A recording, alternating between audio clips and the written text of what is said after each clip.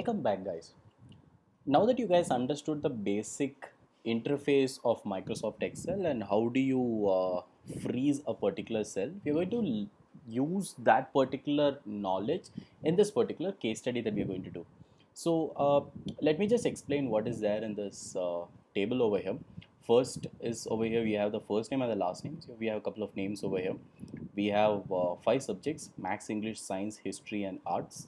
And the numbers which are given over here is the marks scored by each of these people in the respective subjects. Yeah. Now look at this particular conditions that we are supposed to do, the task that we are supposed to complete. So the task over here, you can just you can just pause the video and see what are these tasks. So let's do these tasks one by one over here. What is the first task? Merge the first and last name. So for that, what I'm actually going to do is I'm going to add a particular row over here. Yeah, I'll just add one particular row. So I just did that. So I'm going to write it as full name. So there are multiple ways that you can actually merge these two cells. So normally what you do, if let's say you have this merge icon over here, just click that. So here, as and when you do that, see, these two are actually having two different values. If you are just doing that, so the last name is now gone, right? So that means I cannot do that. I cannot use that particular trick over here. So here, one formula that you can actually use is concatenate. So when you're using concatenate, what you can do is you can just put this formula. You can just select the first one, add a comma, and then select the last name, give enter. See this, Gopal Nair. See, Gopal Nair, there is no space between the first name and the last name. So this happens for all the cases over here. When I just double click, see, all the cases that I'm actually getting over here is the first name and the last name. Yes, they are coming together, but I am not able to create a space between these two people. I added another function as well, which I just gave an empty cell and then I gave a comma. In that case also, I'm not able to create a space. So this particular formula here is not going to work. So what formula am I going to use in this case? So what I will do is I'll give an is equal to symbol, select the first name, I'll add an over here, right? I'll add and over here. I'll open double brackets, give a space, close this double bracket, give and then I'll select the last name, give enter. See, Gopal Nair. So you can use this particular formula. You can use this particular formula over here. So this I can actually use for all the cases. So I just double click in the bottom right and I have all the first name and the last name mentioned, right? So see, this is the formula that I can actually use. I'm just saving it. So my first condition, merging the first and the last name, is done. Next one, arrange the name in alphabetical order. This is a very simple task that you can actually do, where what I can do is I can go to filter, I'll open filter over here, arranging them. So I can do it in ascending order. You can do in ascending order, you can do in descending order, whatever. So here I want to do it in ascending order. So when I just gave that, so here I have. So this is done. Now, my required condition, I would just finish my first two tasks. Now, total marks scored by each student. I have to find total marks scored by each student. So I'm going to give sum over here is equal to, or I'll just put it as total for me to better understand.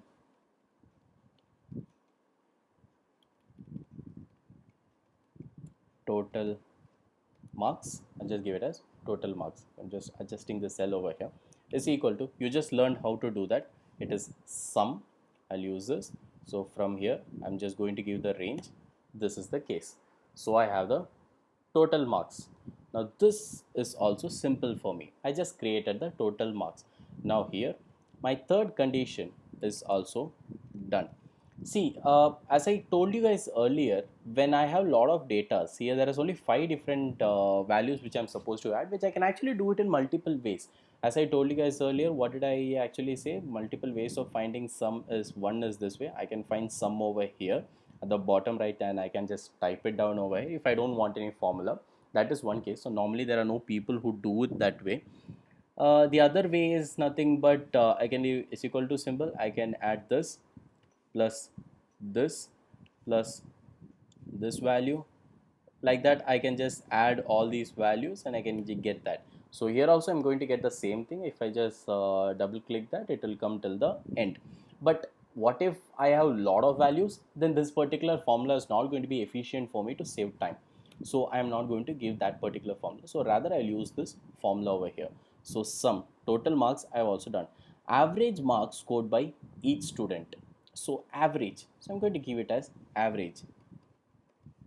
Right, I'll give it as average. So this again you have the same formula again, so you just select it. I have the average 52.8. I can just divide it. So one formula what I can actually do is I can do equal to symbol. The formula is what? Total value divided by the number. So total value I already have over here, this divided by, if you want you can open the bracket, if else is also not a problem, divided by how much values do I have 5.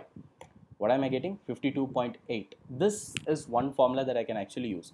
But Excel is going to make your life very easy. So I'm going to give it as is equal to average. So there is an average formula itself. Excel itself has an average formula. So I'll just select the range, give it as enter 52.8. So I'll double click it. I have these values over here.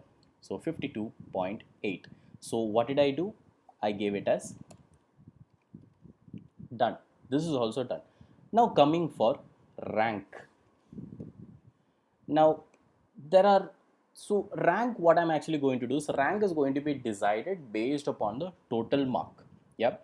So you guys might wonder, why should I actually do rank this way? I can just I can arrange this particular value. I'll just add a filter over here. I'll add this filter. So I can arrange that in ascending order. So I can just make that as in descending order. So the maximum mark is going to come on the top. Yeah. So I can give 1, 2, 3 and so on. So when I actually do that way, when you do this particular ranking in that way, see this place, my name is no more in the ascending order. So this value is not actually going to work out. So I need to actually enter a special formula. This again is very simple, right? This again is very simple. Is equal to, right? I'll write this formula rank. So every single formula that you want to do, it is already there in Excel. This is my value that I want to take, right? Comma. I need to give a reference value, which means Excel needs to understand a particular reference condition. From which particular set of group would you want to identify the rank? So my value over here is going to be what? Here. Out of all these totals, I am supposed to find the rank. Yeah, I'm just giving that as enter. So this person got the 7th rank. Double clicking it. See, you have a problem already. There cannot be multiple people having first rank. You can have multiple people having first rank, but if you see very carefully, this person got 368, this person got 305. How can these two have the same rank? They cannot, right? So I have a basic fault in the formula that I actually used. Now let me just do that. Let me just show you what is the problem over here. I just gave it as rank. First is, this is the value, comma, I have to give the condition or the reference value over here. I'm giving it as enter. I am double clicking it. So I got all the values. See this, see very carefully, see the top portion over here. It is rank I2. The reference value is from I2 to I10. Sorry, J I10. Yeah, I2 to I10. Now come to the next part. See this value getting changed. Now what Excel took is, it is taking reference from here to this particular value. It is not taking 264 over here. Let's come to this place. It is taking I4 to I12. So which means it is taking from 305 to 296 only, which is, we don't have H4 and all these values. We don't have that. So that's a different case. Let's come to this place. If I see over here, it is taking I5 to I13. So I5 to I13. So it is only taking these cases. So which means that I need to fix this particular value, which is nothing but I'm going to add a dollar symbol over there. If I just make that as a dollar symbol, I'll add a dollar over here, I'll add dollar over here, and I'll add a dollar over here, and I'll have a dollar over here. Enter. There's nothing change happening over here, but when I double click this, right, when I double click this, now I have exactly the same value, reference value everywhere. I have the exact same reference value. So which means this particular person, Brinda Kumari, who got 364 marks, 364 marks is given the first rank. Where is the second rank person? Where is the second rank person is here, Gopal Nair. He got 305 marks, so he got the second rank. Same way for the third rank, and then goes on. And my final rank, ninth rank, is here, right? My ninth rank is by Rakesh Menon. So this is one way to actually find ranks. Now we have one more formula or one more condition that we are actually supposed to do. Condition formatting, which this condition formatting you will watch it in the next video, because this particular case is going to take some time for you guys to understand, because we need to talk a lot about conditional formatting first. So I'm just going to make this as a complete table, right? I have this complete table over here. Yeah. So conditional formatting, let's watch it in the next video, guys.